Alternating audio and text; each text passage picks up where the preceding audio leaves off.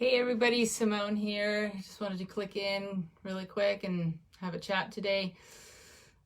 Man, it's been so much going on, as you all know, and it's been really interesting to see how everybody's responding to this and how everybody's dealing with this.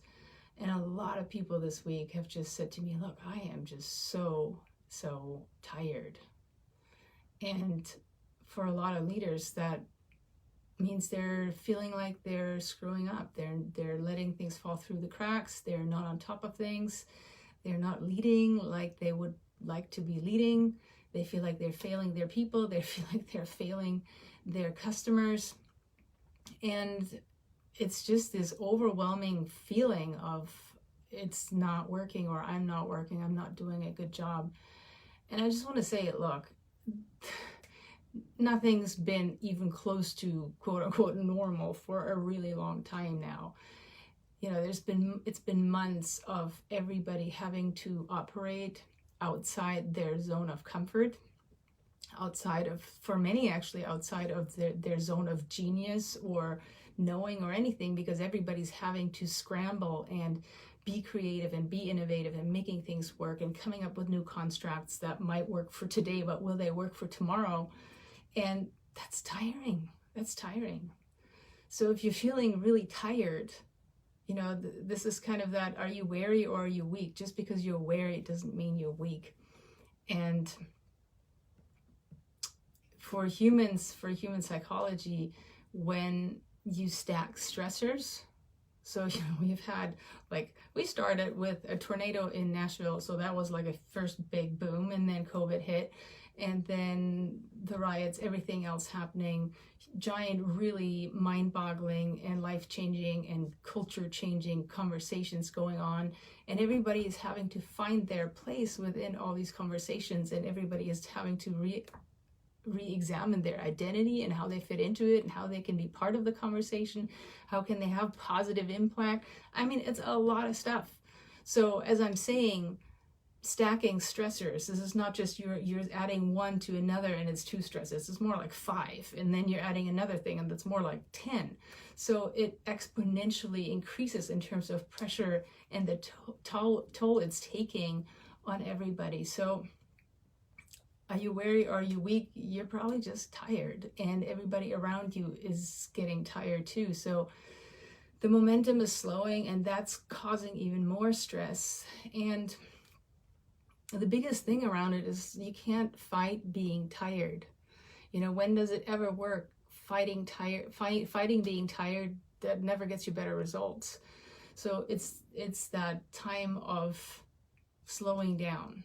And you might be saying, hey, I've been slowing down a lot, like nothing is working the way it's supposed to, or was, or how I wanted to. I don't want to slow down more, and I get it. But fighting against tired never makes better things happen. So it's the moment of, you have to let go of resistance against it. And if you did let go of the resistance, what positive impact could you have? So if you let yourself be tired for a moment and not make it mean anything, and that's the important part, right? Not making it mean anything, then you can let yourself go through the cycle of being tired, letting go, not making it mean anything, having rest. And that's so important, having the rest you need, so that then you can gather new steam and gather momentum and new ideas. And it's really that you just need a little tiny bit of spark to get new momentum. But without that resting phase, that tiny spark is really, really hard to come by. So, you know, when you think about it, humans just get tired. That's just normal. And with the present circumstances, it is very normal. I mean, look in the Bible, even Jesus got tired. So it is normal. It is fine to be tired. And the next question is, when you slow down, when you pause, the only thing that makes you not tired is when you fill back up your well. And, well, it's pretty hard to judge right now. What is this thing that'll fill my well back up? Certainly not social media diet. I mean, the second I get on Facebook, I get tired. The second I look at everybody's comments, I get tired. So that's maybe not the place to look right now for feeling motivated and invigorated and having new ideas. So maybe your job right now is just to come up with new ideas for how to rest and how to fill your well back up. So making better choices and finding new ideas for how to do that. And actually, maybe they're not new ideas. Maybe they're old ideas. Maybe it's a thing that you used to do many years ago, or before all this other stuff came around, before you were constantly scrolling on your phone or watching this and doing that. But like, what was it that we used to do? You know, was it like reading a book, or actually having a meaningful conversation with a friend that doesn't have like dramatic outcomes? Or going for a walk, or seeing your family? Playing with my dog is always great. One of them will always have something fun to do.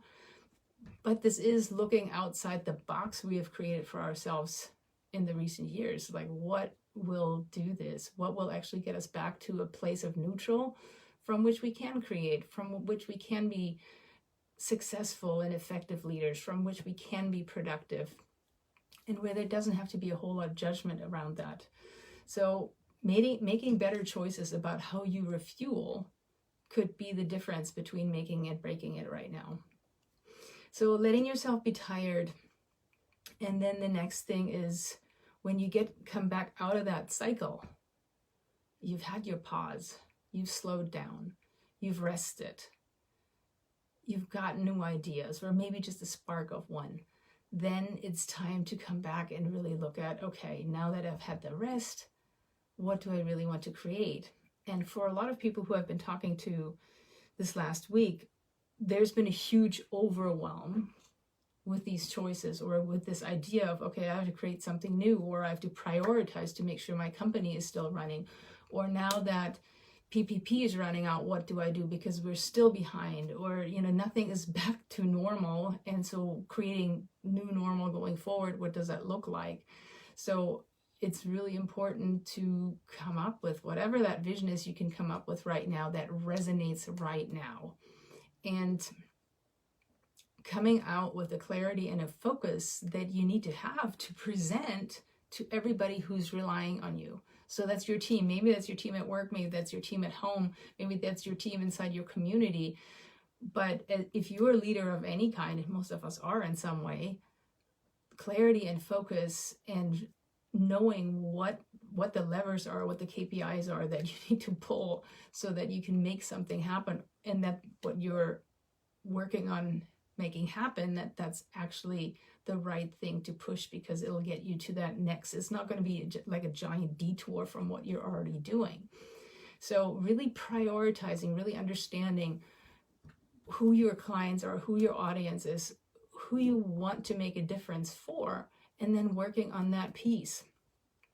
So this overwhelm, this place of overwhelm so many of us have been in, that causes being tired, because overwhelm happens when you're not in present time. So either you're in the past thinking about what was and what you've lost. Many have lost tremendous momentum. So many people have said, 2020 was set up to be my best year ever, and now look at it as it's just a giant shit show.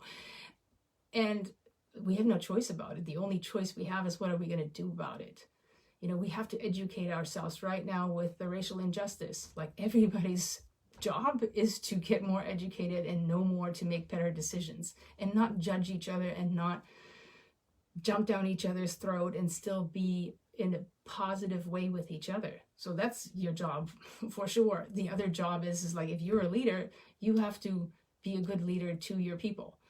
And that means you have to be clear, and you have to energize. You have to be energized to help them energize. And this is something, if you can't do it for yourself, don't be surprised if it doesn't happen for them.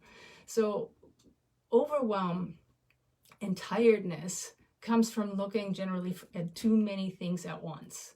So your next step is to really identify, what are the things we can let go of right now, and what are the things that we really have to focus on right this very moment, because without which we cannot go forward. So those are like the low-hanging fruit, the biggest buckets you have to pay attention to. So what is it you have to prioritize right now that you can't let go any longer? And then what are the right levers to push? So chunking it down very small, especially when you're tired, when you're overwhelmed, when you feel demotivated and like you can't come up with an ounce of energy, what's that little thing you can do today, tomorrow, that can just build that little bit of momentum? And then you can push just a little bit more to build more momentum, because momentum is what's been lost. And for anything you're creating going forward, you need to build more momentum. So even when you're very tired, you have to pick the thing that you can do, not the thing that's ideal to do, right? Because perfection is the enemy of action. So pick something you can do, and you know you can do consistently just for a little while until you build enough momentum so you can add a little bit more. So it's, again, we're stacking things, this time in a positive direction. So you're doing something, you're chunking it down, you're looking at priorities. And then when you're working this through with your team, you want to have a plan that is tangible and a plan that feels doable. So they have to be able to see it, touch it, and visualize it, see it be real. And then they have to be able to look at the steps you're laying out for them, or that you're laying out with them, and that they actually feel like they can take the steps. Because change only happens when you make the choice, and then you take the first step, and then you add momentum to it. So that generally happens when we take the plan that you have for your business, and you got to make sure, no matter how you've been pivoting or changing or being creative with it, you want to make sure that at least in the long term, it's leading back to your North Star, where you were already going, or the if you had to pivot, the thing that you're going towards. So you're not wasting a ton of time and energy by doing a lot of going all over the place. So really looking at, okay, the plan that you have, how can you reverse engineer that plan into something that's tangible and doable? So for most of you, if you've done a really good one-year plan, and that's still somewhat accurate and somewhat realistic, think about what's next, right? So we've got to come down to, okay, you made a quarterly plan, hopefully. So that quarterly plan might still feel way too big or way too uncertain. So then what we want to do is like, okay, the quarterly plan is too big. Let's go down to, what are we going to do this next month? What are we going to do this next month that's going to get us to that eventual goal? And even that next month might feel too big, and you might have to go back to 2 weeks or just a week. But that's really where your leadership comes in right now, where you have to help others do that same thing, where you have to be able to show them the way, but then also they show them the actions that will get them there, that are doable right now with all the messed up things that are going on. So once you've done that and you've laid out the plan that everybody has bought into and agreed to, and that is the other really important thing, is once you do that with everybody, don't just say, here's your plan, this is what you're going to do. Is there anybody who disagrees with this? Is there anybody who can contribute to this? Is there anybody who has something to say that we really need to hear right now? Because that's the other thing that we need to do right now, right? Is talk to each other, and no matter how imperfect it is, we're doing it. But keep talking. So have that piece of communication that drives everything you're planning. And however imperfect it is, it's better than not having it, because at least if you have conflict, you can work on resolving the conflict and getting some new ideas out of that, and some positive reactions and some closeness, hopefully, that you didn't have before. So having that really good forum for communication that helps you keep pushing that momentum, keep pushing the actions, keep moving forward, so you feel like you're doing some good, they feel like they're doing some good, and together you can actually drive the results that you need to drive if you're in business, to save your business, or to get your business to actually thriving and not just languishing alongside here. So I hope this helps. Think about, when you do get tired, everything we've talked about, it's like fighting the tiredness. Being in resistance will not help at all. It'll make it worse. So what are you filling your well up with? What do you need to pick that's better, that's actually something that makes you feel better and feel stronger? And once you've done that, then you can go back into a cycle of planning that can help you to get into doable and achievable and tangible actions that you can then use your methods of communication to keep driving forward and keep engaging everybody else with, so that you're helping them do the same. Anyway, I hope that helps. Hope this is giving you some focus for this next week. Stay safe, stay healthy, keep talking, and I will see you next time.